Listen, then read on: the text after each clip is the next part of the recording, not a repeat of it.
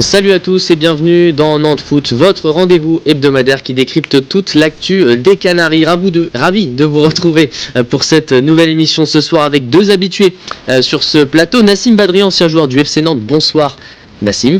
Bonsoir Maxime. Et Maxime Thomas, consultant foot sur Télé Nantes. Bonsoir Maxime. Bonsoir Maxime. J'espère que vous êtes en forme messieurs pour cette nouvelle émission malgré cette nouvelle défaite du FC Nantes. On risquait un peu de radoter, mais bon, non, ça s'y vous êtes inventé. Essayer de trouver du positif. On va en trouver un petit peu, j'en suis sûr. Au sommaire ce soir dans le dossier, on parlera de la place des jeunes formés au club sur cette deuxième partie de saison. Très utilisés depuis le mois d'août, vont-ils être remplacés par les recrues hivernales à l'image de Thilel Tati, envoyé en tribune face à Lyon. On en parle tout à l'heure. Il y aura aussi les traditionnels top flop. Le quiz de fin d'émission évidemment, mais d'abord place au débrief. C'est parti. 3 poteaux touchés par les Canaries, une nouvelle défaite, une triste ambiance à la Beaujoire et une place de relégable pour couronner le tout. Le FC Nantes a une nouvelle fois vécu un week-end compliqué avec une 4e défaite consécutive en championnat. C'était samedi soir face à l'OL. On revoit tout ça en images avec un premier montant touché par le FC Nantes dès l'entame de match à la 8e minute. Kaba tente sa chance à l'entrée de la surface et voit sa frappe déviée par le poteau gauche de Dominique Greif. En face, Lyon se montre de plus en plus pressant et va finir par ouvrir le score à la 25e sur cette frappe de Morera dévié par Pavel Such. Les Lyonnais tout proches d'inscrire le but du break sur cette frappe du Brésilien Hendrick stoppé par Anthony Lopez à la 27e. 1-0 à la pause et un scénario qui se répète au retour des vestiaires. Tout juste entré en jeu, El Arabi bute lui aussi sur le poteau. Sans réussite jusqu'ici, les Canaries vont finalement bénéficier d'un fait de jeu à la 60e. Après ce mauvais geste sur Tabibou, Hendrick voit rouge et laisse ses coéquipiers à 10 pendant une demi-heure.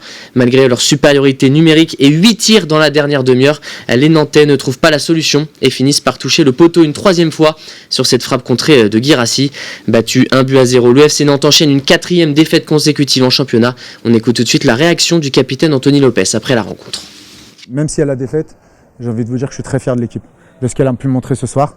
En termes de jeu, en termes d'état d'esprit, en termes de combativité, en termes d'agressivité et tout, qu'on garde ces bases-là parce que la chance va tourner à un moment donné. C'est pas possible de ressortir d'un match comme ça, de ne pas avoir marqué au moins un but, c'est impossible. Maintenant voilà, elle n'a pas tourné en notre faveur, eux ils ont cette déviation qui leur permet de faire but. Maintenant il faut juste qu'on reste dans ce qu'on fait de très très bien, parce qu'aujourd'hui il y a eu de très bonnes choses. Un capitaine fier de ses coéquipiers malgré la défaite, vous l'avez entendu messieurs, quelle note vous mettez vous aux Canaries après cette nouvelle défaite à la Beaujoire ? Bon, je vais dire 4 sur 10. C'est en effet mieux que d'habitude, mais voilà, ça reste insuffisant. C'est un match où on ne s'est pas non plus levé de nos sièges au stade, mais il faut quand même noter l'amélioration et c'est vrai que Nantes aurait peut-être mérité davantage sur ce match.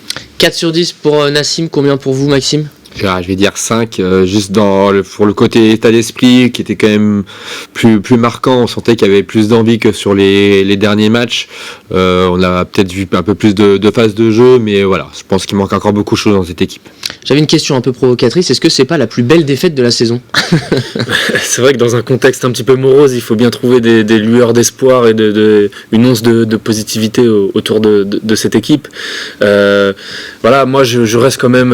C'est ce que fait Anthony Lopez d'ailleurs. Oui, mais il est dans son rôle et c'est normal et il faut... C'est tellement noir en ce moment autour du FC Nantes et de cette équipe qu'il faut se raccrocher au moindre espoir qu'il y a, et c'est vrai que l'état d'esprit sur ce match était meilleur que sur les matchs précédents. Maintenant, je ne sais pas si dans le contexte actuel on peut parler de plus belle défaite. C'est malheureusement une défaite supplémentaire qui fait perdre une place au FC Nantes avec les résultats du soir par rapport aux concurrents qui sont ultra défavorables au FC Nantes. Et voilà, malheureusement c'est une défaite qui pousse le FC Nantes davantage vers la Ligue 2. Oui, parce qu'au bout d'un moment c'est les points qui vont compter à la fin de saison. On se retrouve... Il n'y a plus de défaite encourageante à ce stade-là de la saison. Non, on est à une place aujourd'hui qui est relégable sans même passer par les barrages. Bon, aujourd'hui je pense qu'avec 8 points de retard sur le premier non relégable, ça, à mon avis ça va être un peu compliqué d'aller chercher ce maintien directement. Je pense qu'aujourd'hui l'objectif c'est le barrage face à une Ligue 2. Donc on va voir ce que ça va donner, mais c'est vrai qu'il y a quand même encore beaucoup d'inquiétudes. On y reviendra tout à l'heure au classement. 3 poteaux sur ce match, on l'a vu messieurs, depuis le début de la saison, ça fait 12 montants touchés par les Canaries. Aucune équipe n'a fait mieux en Ligue 1. Nantes est au moins premier dans un domaine. Est-ce que c'est un problème de qualité ? Est-ce qu'on a juste un problème de malchance, de réussite ? C'est quoi à ce niveau-là, Nassim ? Mais c'est difficile à analyser. Il y a certainement un manque de malchance, un manque de réussite, mais voilà, je dirais tout concourt à cette saison à pousser Nantes malheureusement vers la relégation, et voilà, il y a rien qui va dans le bon sens, c'est malheureusement ça annonciateur d'un futur sombre pour les Canaries. Pas très positif en tout cas. On va regarder le momentum de ce match, messieurs, vous en avez l'habitude maintenant, avec vous le voyez, donc une première demi-heure plutôt à l'avantage des Lyonnais, avec notamment l'ouverture du score, et puis après des Nantais un petit peu mieux dans le match, notamment aussi après ce carton rouge reçu par l'OL. Le problème, encore une fois, Maxime, c'est ces entames de match. On est sur une équipe à réaction qui réussit souvent mieux ses deuxièmes mi-temps que ses premières. Oui, alors après, sur les premières minutes, je sentais quand même qu'il y avait du mieux, comme je disais tout à l'heure, dans l'état d'esprit. Les 10 premières minutes, après il y a eu des vagues lyonnaises après, voilà, assez importantes. En même temps, la qualité lyonnaise, on va pas, voilà, c'est une des équipes les plus en forme aujourd'hui en France, notamment en Coupe d'Europe, donc on peut pas non plus résister indéfiniment, mais on a plutôt bien cadré les offensifs, notamment Hendrick, qui a fini par craquer en seconde période. Ouais. Mais voilà, je pense que malgré tout, après le rouge, on pouvait mettre encore plus d'intensité, on pouvait se créer encore plus d'occasions, et c'est ça qui m'a un peu déçu, c'est que derrière, au final, on n'a pas vraiment eu les occasions qu'on attendait, si ce n'est ces poteaux. Si ce n'est cette dernière frappe de Herba Guirassy. On va jeter un œil sur la composition d'équipe, maintenant affichée par Ahmed Kantari pour ce match, messieurs. Avec, vous le voyez, une défense new look, 2 absents majeurs, Chidozie Awaziem sur le banc et Thilel Tati laissé en tribune. On en parlera notamment dans le dossier tout à l'heure. Il y avait également le retour d'Emen Tabibou dans le 11 de départ, à ce poste inhabituel de piston gauche. Et puis un milieu inédit, Mohamed Kaba et Johan Lepenant. Qu'est-ce que vous retenez, vous, de cette composition d'équipe, messieurs ? D'abord, moi j'ai trouvé l'équipe défensivement beaucoup plus consistante, certainement dû à l'apport de Youssouf. 111 définitivement, j'espère, pour l'équipe qui va tenir, parce que il apparaît en effet comme un des leaders de cette défense, avec justement, contrairement à Mion Koza, cette faculté à porter malgré tout offensivement. Et puis Demen Tabibou aussi, je trouve qu'il s'en est plutôt bien sorti sur ce poste-là. Voilà, un poste où il faut courir et faire des sprints. Je trouve qu'il a du ballon aussi, donc ça lui permet aussi de trouver des passes qui peuvent être intéressantes. Voilà, il y a Kaba aussi, qui était plutôt intéressant, qui aurait pu être récompensé par un but. Moi, le milieu de terrain était plutôt intéressant, avec une bonne complémentarité. J'ai trouvé entre Kaba et Lepenant, c'était pas mal. L'apport de Kaba, à la différence d'un Sissoko, à la différence aussi d'un Mwanga, c'est qu'il est en forme déjà. Et aussi, on voit qu'il a la qualité technique aussi, qu'il est plutôt bon à la récupération, donc c'est plutôt quelque chose de positif. Après oui, le milieu, Lepenant a souvent été mis de côté par Kantari depuis qu'il a repris les rênes du FC Nantes, donc ça fait aussi plaisir de le voir. On sent que c'est quand même un joueur qui aussi techniquement apporte au FC Nantes, mais voilà, je pense qu'il manque encore beaucoup de choses dans cet effectif. On parlera des conséquences au classement tout à l'heure, mais je voulais aussi revenir sur l'ambiance en tribune qui a entouré ce match, avec cette grève des encouragements de la part des supporters de la Brigade Loire. À la place, on a eu des sifflets en début de match, notamment à l'entrée des joueurs à l'échauffement. On a eu des chants anti-Kita à plusieurs reprises, et puis des banderoles qu'on va revoir à l'encontre de la direction, avec notamment ce tifo moqueur à l'effigie de Franck Kita, je cite: « Et vous avez pris quoi au mercato ? J'en sais rien, j'ai pris n'importe quoi ». Voilà, une autre banderole ensuite, 16 recrues, 14 points, allons-nous finir avec plus de points que de recrues, messieurs, je vous pose la question. Disons que les supporters aujourd'hui ont raison. Voilà, je pense qu'ils sont largement agacés. On est tous très agacés de cette situation. Ce qui se passe à la Beaujoire depuis 3 ans, c'est quand même assez effarant, je veux dire, de médiocrité. Il y a rien qui laisse envisager une amélioration rapide, et voilà, on vit vraisemblablement nos dernières soirées de Ligue 1, malheureusement pour le FC Nantes, et voilà, les supporters font preuve d'imagination pour exprimer leur mécontentement. C'est tristoun quand même, la Beaujoire, vous qui êtes habitué aussi, Nassim, sans ferveur, sans chant, c'est tristoun. Ouais, mais honnêtement, on peut comprendre la lassitude. C'est très difficile, de toutes les semaines à l'extérieur, à la Beaujoire, de tenir sa place, d'animer la tribune, avec des prestations aussi catastrophiques toutes les semaines, quoi. Et puis en dehors de cette période, de cette épopée en Coupe de France, et de ce petit, on va dire cette petite épopée en parenthèse, on va dire même carrément, européenne, on frôle quand même depuis quelques temps avec la Ligue 2, que ce soit en jouant les barrages ou en terminant peu au-dessus de ces 3 dernières places. Je pense qu'au bout d'un moment, voilà, on peut pas frôler tout le temps ces 3 dernières places et la Ligue 2. Au bout d'un moment, tu finis par descendre. Ouais. C'est comme ça. On en vient maintenant aux conséquences, donc au classement, parce que c'est l'autre information de cette journée. Après cette 21e journée de championnat, le FC Nantes, désormais 17e, et donc premier relégable à égalité de points, tout de même avec la Auxerre, vous le voyez, mais à 8 longueurs maintenant du Paris FC, première équipe maintenue directement en Ligue 1. Là, on peut le dire, c'est mission impossible de rattraper le Paris FC. Ce sera soit un barrage, soit une descente. À 99%, oui, et vraisemblablement, voilà, moi, compte tenu j'ai vu tous les matchs de Nantes cette année, Metz à la Beaujoire nous a été largement supérieur. Moi, je suis très très inquiet.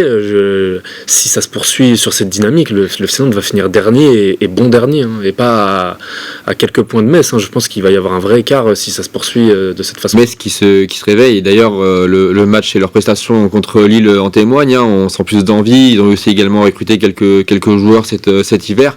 On voit que c'est quand même très serré, 4-2 équipes à 14 points, une à 13 points, ça peut aller très vite. Par contre, oui, le Paris FC a pris on va dire de l'avance, et derrière, je pense qu'on n'arrivera pas à revenir. Est-ce qu'Ahmed Kantari est toujours l'homme de la situation, selon vous ?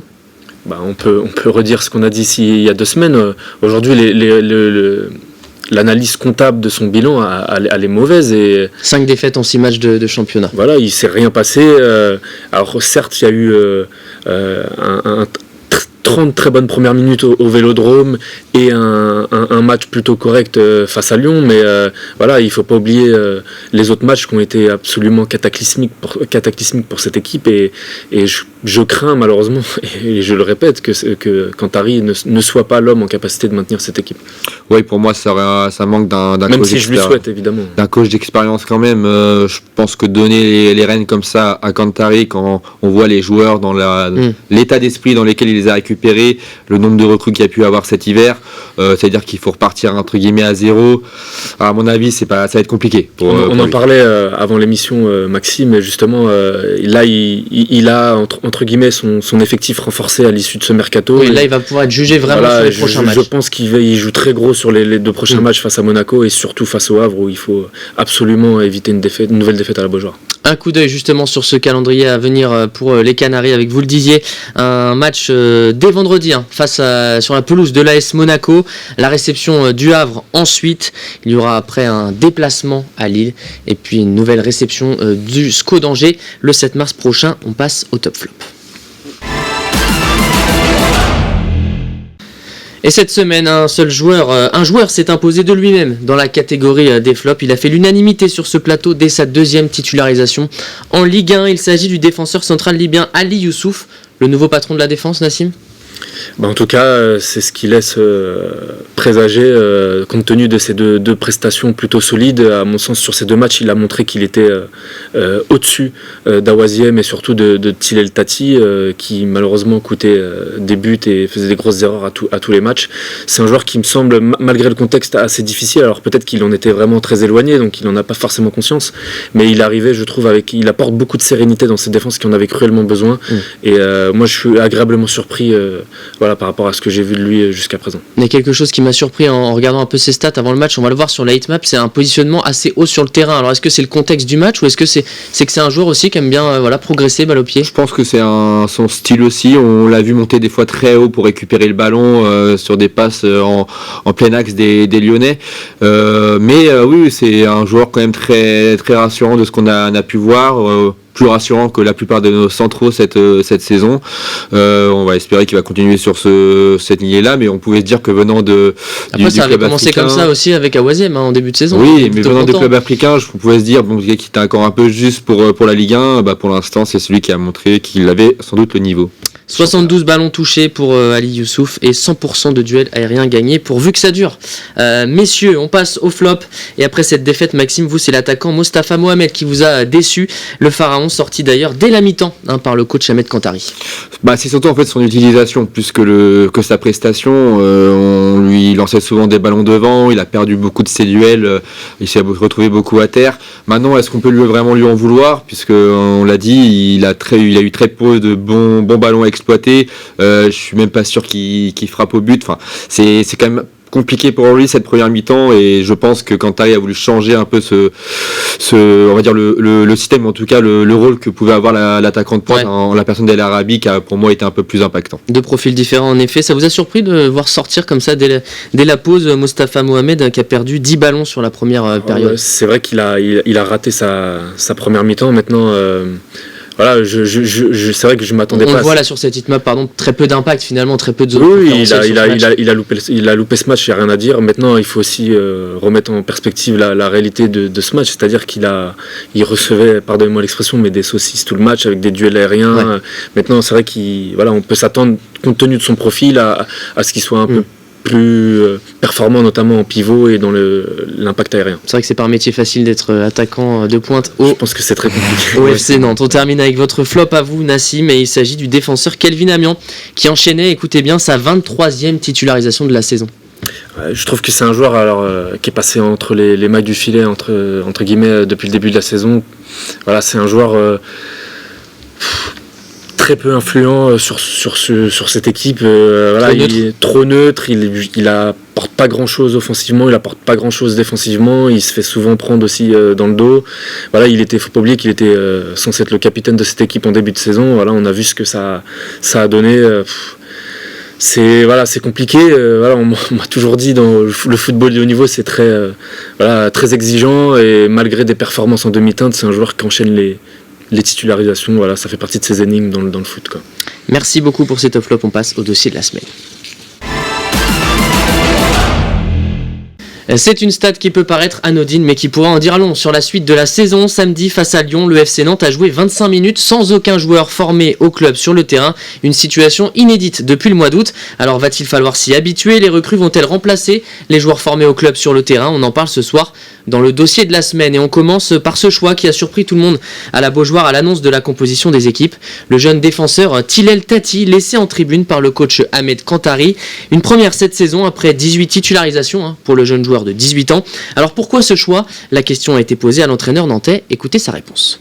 Ce sont des choix sportifs, comme vous l'avez dit, on a un effectif conséquent, on a un secteur de jeu au niveau défensif qui s'est fourni avec les recrues, mais tout le monde sera concerné jusqu'au bout, et Tilel fait partie pleinement de ce projet. C'est un jeune joueur qu'il faut accompagner, qu'il faut aussi protéger des fois, mais c'est un joueur qui va continuer sa progression et qui sera très très important pour cette lutte pour le maintien. Un choix sportif, nous dit le coach, mais un joueur qui va compter sur la fin de saison. Est-ce que vous avez compris, vous, ce choix, messieurs, ou est-ce que vous l'avez trouvé un petit peu dur pour le jeune Tilel Tati? Bon, c'est un choix, compte tenu des performances de Tilel Tati, qui est complètement justifié. Je suis même étonné que ça n'ait pas été fait avant. Je l'ai dit là, il y a quelques minutes ici. C'est un joueur qui a quand même coûté beaucoup de buts et qui a fait beaucoup d'erreurs cette saison. Voilà, ça me semblait normal au moins de le sanctionner de ce point de vue-là.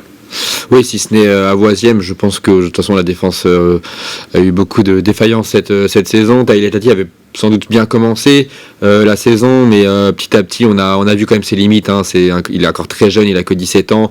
C'est allé trop vite pour lui? Je pense qu'il ça a été. Si ça allait trop vite, mais justement je trouve qu'on a été relativement tolérant avec lui compte tenu de son jeune âge. Mais voilà, quand j'en parlais avec Manu il y a 2 semaines, voilà, quand on enchaîne les titularisations aussi, à un moment donné, on doit être jugé comme un joueur de ce statut, c'est-à-dire qu'un joueur titulaire d'une équipe de Ligue 1, et malheureusement les performances n'étaient pas là.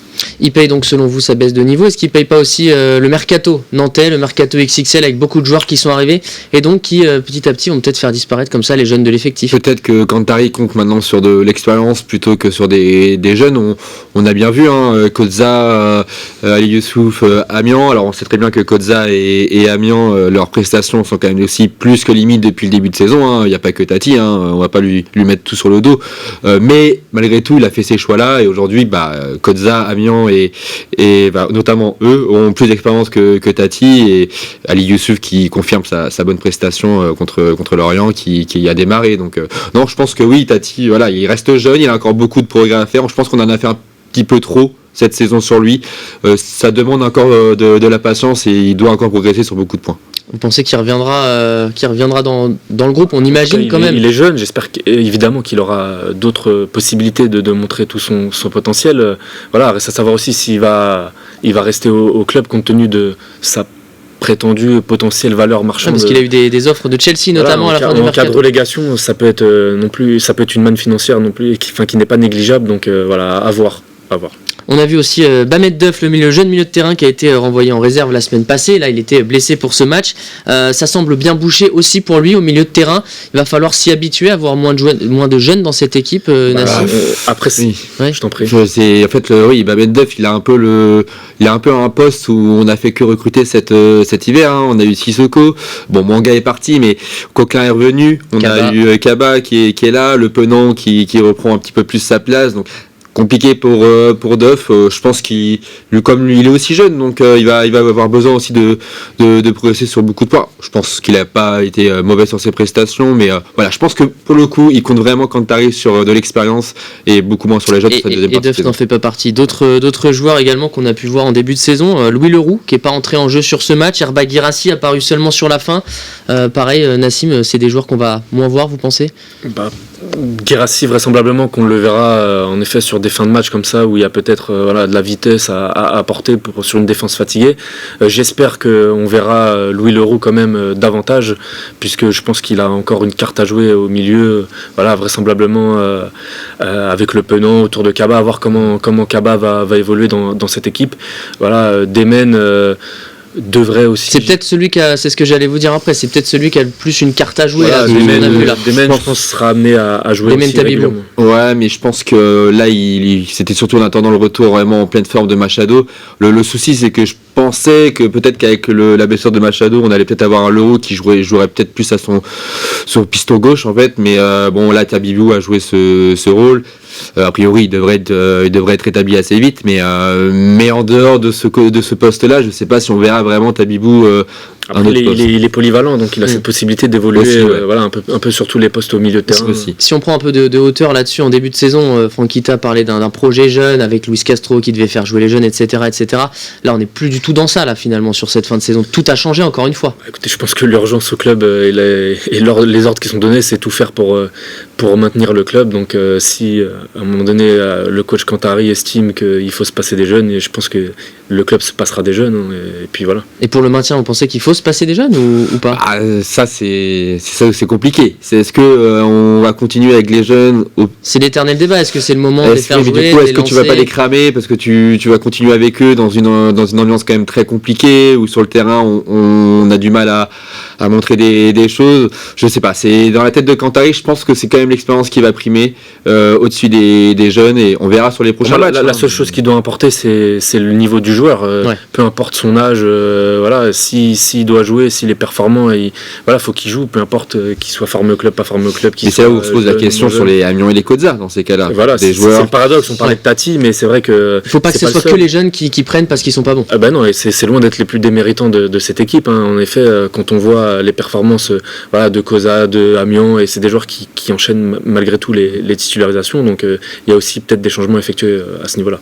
Affaire à suivre, messieurs, en tout cas pour ce dossier jeune. On y reviendra évidemment sur la suite de la saison. On termine avec notre petit quiz. Vous attendez le thème avec grande impatience, j'imagine. Alors cette semaine, j'ai été sage. Ce sera les confrontations entre Nantes et Monaco. Parce que Nantes va rencontrer Monaco vendredi. Alors je suis pas remonté dans les années 80, vous inquiétez pas. On est sur des choses qui vont être assez récentes. Est-ce que vous êtes prêts, messieurs ? Allez, pour démarrer ce quiz, j'attendais juste la petite musique là pour nous mettre dans l'ambiance. Elle va arriver, elle arrive, la petite musique.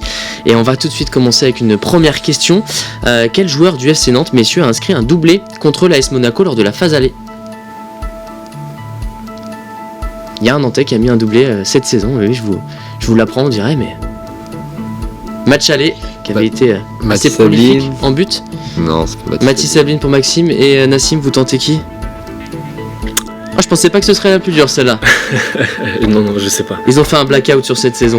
C'était Herba Guirassy qui avait mis un doublé. C'est vrai, il était devenu le plus jeune joueur du club à avoir inscrit un doublé justement à 19 ans fou, et 61 jours. Et bien justement ce match dont vous vous souvenez absolument pas visiblement, combien de buts ont été inscrits 8 pendant ce match? J'allais dire 8 aussi, ouais. 8 buts. Le score c'était 5-3. 5-3 pour l'AS Monaco en effet. Et l'autre buteur nantais, c'était Mostafa Mohamed. Messieurs. Autre question, on change de saison. On passe à la saison dernière. Lors de la défaite historique, on s'en souvient, 7-1 à Monaco, quel Nantais avait été expulsé, avait pris un carton rouge? Il est encore au club aujourd'hui. Ça vous en enlève déjà. Amiens de ce côté et Maxime. Koza. Eh bien c'était Koza, c'était soit l'un soit l'autre, j'ai envie de dire. C'était Koza, un partout messieurs, un partout, ça va être serré. Allez, j'enchaîne avec une 4e question. Lors de la demi-finale de la Coupe de France 2022, allez, un peu de positif. Remporté au tir au but, quel est le seul Nantais à avoir marqué dans le temps réglementaire? Ludovic Blas. Non, c'était quand? La demi-finale contre Monaco, qui avait emmené les Nantais en finale. Vous avez la balle de match là, Nassim? Non, il y aura une dernière question. Moses Simon, j'allais dire sinon. Vous l'avez pas? Non, je l'ai pas. C'était Samuel Moutoussamy, but plein de rage, inscrit à la 74e. Allez, dernière question très rapidement. Quel est le dernier entraîneur du FC Nantes à avoir battu Monaco en Ligue 1? C'était en 2017. C'est Sao Halilhodžić. Ranieri, j'aurais dit. C'était Ranieri. Ouais. C'était Ranieri. Vous avez pas le droit de vous tromper là-dessus. Maxime, vous l'avez connu en plus, le dur. Victoire de Maxime. 2 buts à 1, j'allais dire 2 points à 1. par Thomas Bernard la dernière fois. Merci beaucoup Maxime, merci beaucoup Nassim pour cette émission. Le prochain match des Canaries, ça sera donc vendredi soir face à Monaco. Bonne soirée sur Télé Nantes et à bientôt.